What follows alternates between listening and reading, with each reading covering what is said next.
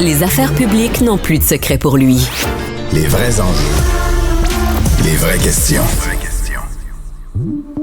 Si on avait à parier sur les probabilités, elle favorise pour l'instant l'esprit critique. Et c'est vrai encore aujourd'hui. Stéphane Bureau.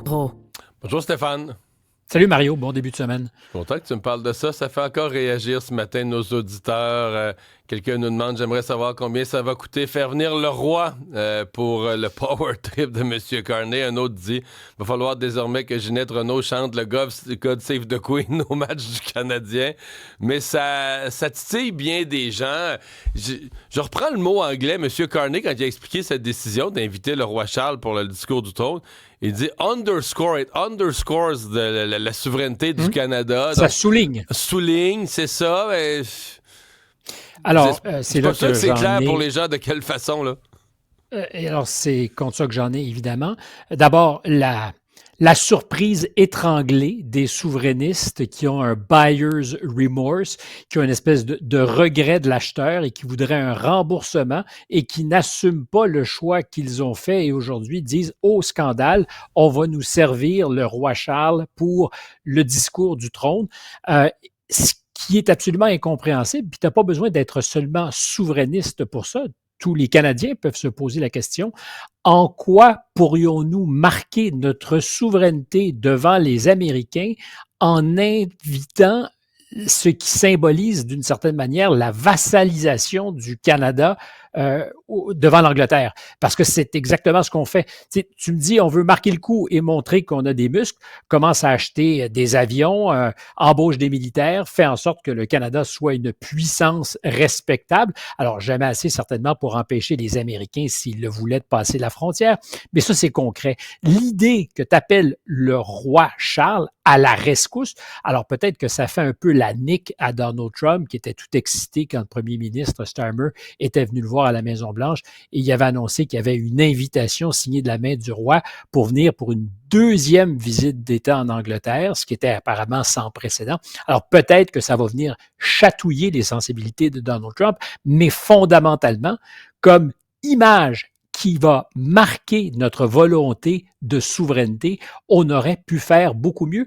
Au même titre, et on en avait parlé, puis je pense que c'est adjacent, qu'il était surprenant, mais en même temps pas du tout, que Mark Carney annonce sa candidature officieusement aux États-Unis 3 jours avant de le faire au Canada. Quand je dis officieusement, c'était au Daily Show de Jon Stewart, on en avait parlé. Alors, il avait fait une remarquable performance qui a été vue, qui a donné la mesure du personnage, de sa capacité même à être drôle, mais à partir du moment où, comme futur premier ministre du Canada, tu choisis de faire l'annonce aux États-Unis, c'est une partie aussi peut-être de ta souveraineté culturelle que tu viens de consentir. Si tu n'en es pas conscient, en tout cas, c'est très implicite quant à moi. Alors aujourd'hui, et depuis 2 jours, voir la communauté souverainiste qui dit on a fait un pacte parce que dans les circonstances, c'était le moins mauvais choix et qui sont surpris. Je dis, il n'y a pas de surprise. Pas plus qu'il y a à être surpris ou à l'horizon qu'il ne sera pas très sensible aux enjeux souverainistes ou nationalistes du Québec. Je rappelle que quand il était gouverneur de la Banque d'Angleterre, il avait vraiment pris fait et cause contre le Brexit, qui était un geste de souveraineté de citoyens anglais, mais qui appartiennent à la catégorie, ça a été un peu galvaudé, parce que Mme Clinton a fait a eu beaucoup de succès avec l'expression, mais tu sais, c'était les déplorables Anglais qui choisissaient essentiellement, les gens qui ne vivent pas à Londres, de dire on veut sortir de l'Union européenne. Alors, je fais le pari que ce n'est pas la première des surprises que nous aurons. Et Mark Carney n'est pas responsable de ça. Il est parfaitement égal à lui-même. Il est conforme au personnage qu'il est. On n'a pas à s'en prendre à lui. On ne peut que s'en prendre à nous d'avoir pensé qu'une fois acheté la marchandise, il y aurait autre chose que les fantasmes qu'on projetait sur lui. Mais plusieurs ont noté qu'il n'y avait même pas l'air, aux questions des journalistes, il n'y avait pas l'air d'avoir une réflexion sur la popularité du roi au Québec, là, que le roi d'Angleterre au Québec ou chez les Acadiens francophones, il avait l'air surpris comme si on te soumet un enjeu nouveau, Stéphane, dont tu n'as jamais entendu parler. Là, surprise. Surprise. Ouais, il avait l'air surpris de ça. Quand on parle de son manque de sensibilité ou de réflexe ou... c'est pas juste aux enjeux québécois. On l'a vu aussi sur des enjeux de culture populaire au Canada qu'il comprenait peu ou mal parce que, encore une fois, on peut pas lui faire le reproche. Il a passé beaucoup de temps à l'extérieur. Sa culture C'est n'est un pas homme nécessairement. mondial. On peut-tu dire ça? C'est Oui, un oui, homme oui. mondial. Donc, les folklores locaux, puis les cultures locales, puis les intérêts Et régionaux. c'est pas un défaut et c'est peut-être une des raisons pour lesquelles on l'a désigné parce qu'on pense qu'il sera le meilleur des interlocuteurs pour contrer la menace trumpienne. On verra si c'est vrai. D'ailleurs, ça va se juger très rapidement, en tout cas pour une première partie à Washington. Il s'envole tout à l'heure. Mais même d'un point de vue anglo-saxon, enfin anglophone au Canada, qu'on puisse penser que d'inviter le roi Charles, même s'ils n'ont pas le rapport que nous avons au Québec avec la famille royale, d'inviter le roi Charles pour marquer notre souveraineté, mais c'est marcher sur la tête, c'est délirant. Parce qu'en théorie, en 1931, avec le traité de Westminster, le Canada a rachevé complètement sa souveraineté sous toutes les formes d'être un pays souverain qui ne relève plus de Londres. Puis là, en 1982, le rapatriement de la Constitution, s'il y avait un ultime symbole qu'on ça a tout réglé. Alors, c'est clair que c'est encore un personnage qui apparaît sur nos billets. On est lié à la couronne d'Angleterre, mais pour marquer le coup de ta souveraineté, rappeler le roi qui, d'ailleurs, n'avait pas l'énergie pour aller aux obsèques de François, il y a 10 jours à Rome, mais qui va trouver l'énergie de venir au Canada. Et du point de vue des Américains, c'est presque risible. Ils ont, eux, fait le parcours jusqu'au bout. Ils ont choisi de se libérer de la couronne. Et aujourd'hui, c'est à l'ombre de Charles qu'on va montrer qu'on a peur de rien.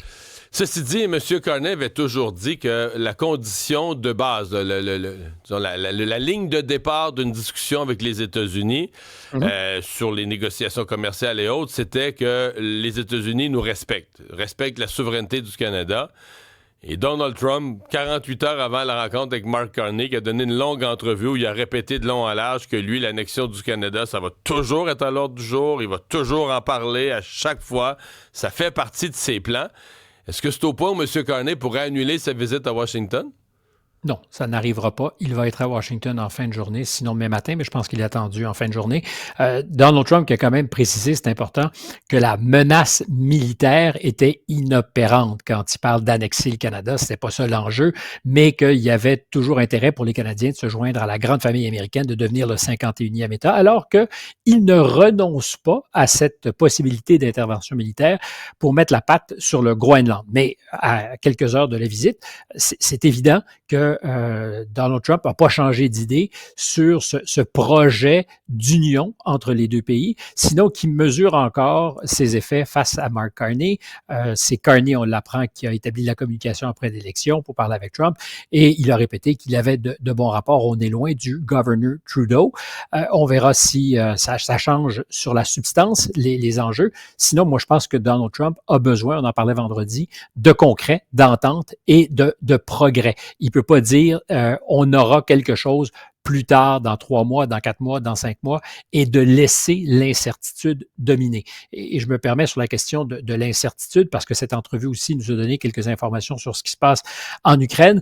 On sent de plus en plus l'impatience. Il a refusé de dire lequel des deux partenaires niaisait avec le POC, mais on a compris que c'est probablement maintenant les Russes.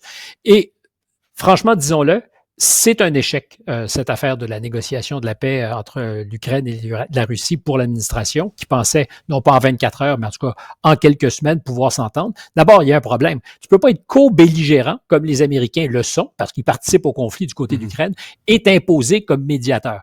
Résultat, la solution d'une paix durable, je n'y crois pas. Je pense qu'il y croit de moins en moins. Ça laisse 2 mauvaises solutions derrière. Il se retire et n'appuie plus l'Ukraine au risque que le pays, en tout cas, soit davantage malmené. Peut-être que davantage aussi de territoire tombera dans la poche des Russes.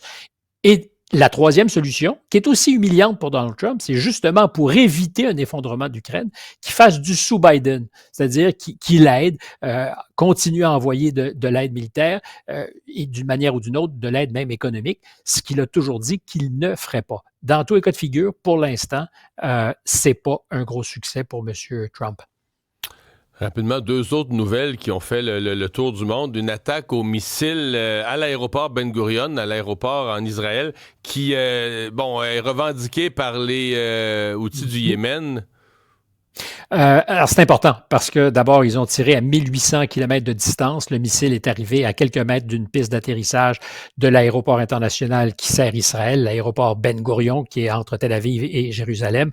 C'est territoire sacré, disons-le, c'est pas un jeu de mots. C'est-à-dire que quand tu joues avec des installations aussi stratégiques et que tu te rends et que le fameux dôme de fer ne fonctionne pas, il y a comme péril en la demeure. On dit un missile hypersonique qui aurait donc franchi la distance entre le Yémen et Israël très rapidement. Ça dit quelque chose de la possible vulnérabilité des Israéliens et ça pourrait faire en sorte... Ça dit quelque chose aussi que quelqu'un a fourni ça, parce que je pense pas que les Houthis ont construit ça dans leur garage, là.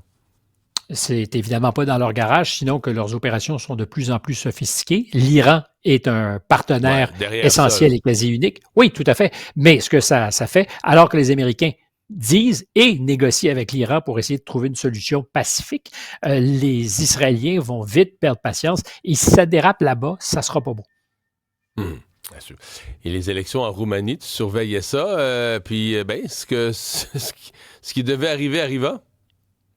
Alors, ça semble, je dis souvent ça, très loin de notre réalité, mais ce ne l'est pas du tout parce que c'est des phénomènes de populisme qui frappent plusieurs pays. C'est pas arrivé au Canada, c'est pas arrivé en Australie, qui a choisi un peu comme le Canada de se rallier à une solution contre les conservateurs. Des élections qui avaient été annulées en décembre dernier par la Cour constitutionnelle en Roumanie parce qu'on disait que celui qui a gagné avait bénéficié d'un free ride de TikTok. Les méchants réseaux qui avaient donc manipulé la population, qui ne savait pas ce qu'elle faisait, 23% au premier tour, c'est lui qui est arrivé en tête. Ça a été donc annulé. Il y avait une deuxième élection qui commençait hier, premier tour, et celui qui remplace ce candidat maudit a fait beaucoup mieux qu'en novembre dernier. 41% d'appui. Le candidat derrière lui, maire de Bucarest, est à 21-22% pro-européen, mais c'est là qu'on est vraiment dans un conflit qui ressemble à ce qu'on voit un peu partout. Les souverainistes qui font du dégagisme disent aux partis traditionnels, tassez-vous de là, à 41%. Deuxième tour dans 2 semaines. Qu'est-ce que va faire la Cour constitutionnelle? Est-ce qu'ils vont dire il y a eu de la manipulation, il y a des électeurs qui, encore une fois, ne savent pas ce qu'ils font? Ou alors peut-être, je dirais que parce qu'ils ne savent pas ce qu'ils font, il faut changer un peu le cours des élections. J'en doute. Ça serait difficile de faire 2 fois la même chose. La seule vraie question, c'est est-ce que lui est capable de passer de 41 à 50 plus 1 où l'ensemble des électeurs, appelons-les pro-européens, vont se rallier autour du candidat qui est arrivé loin derrière. C'est à surveiller parce que ça va avoir un impact déterminant sur la dynamique politique en Europe. La phrase que les médias un peu partout ont retenue, traduit évidemment du roumain, là, mais les voleurs dégagés, les patriotes arrivent. Là. C'est comme ça que lui positionne l'élection. Eux sont des patriotes pour le pays. Laisse entendre que les autres partis sont gangrénés par la corruption. C'est un discours qu'on a entendu pas juste en Roumanie. Et c'est vrai qu'en Roumanie, depuis la chute du mur, il y a eu quelques pourris au pouvoir qui s'en sont mis plein les poches, mais ça serait pas le seul fait des Roumains. Je termine en disant, parce que ça aussi c'est conséquent, il y a une agence du gouvernement allemand vendredi qui est arrivée à la conclusion, qui protège la Constitution allemande, qui est arrivée à la conclusion que le principal parti politique du pays, parce qu'aujourd'hui dans les sondages, l'AfD fait mieux que ceux qui ont remporté les élections, les chrétiens démocrates. L'AfD est considéré comme un danger, une menace à la démocratie allemande et les services secrets internes de l'Allemagne ont maintenant le droit de les infiltrer, de les espionner, d'envoyer des agents pour les avoir à l'œil. Alors, c'était vrai qu'ils étaient à distance surveillés, mais là, il y a carrément une carte blanche qui est donnée pour que ce parti, et je le répète, en ce moment, dans les sondages, c'est le premier parti allemand, soit continuellement sous la loupe des services secrets. C'est la question, et qui se posera de plus en plus souvent en Europe. Est-ce qu'il y a des électeurs qui ne sont pas à la hauteur de leurs responsabilités et qui doivent donc être surveillés de plus près parce qu'ils font les mauvais choix? Stéphane, merci.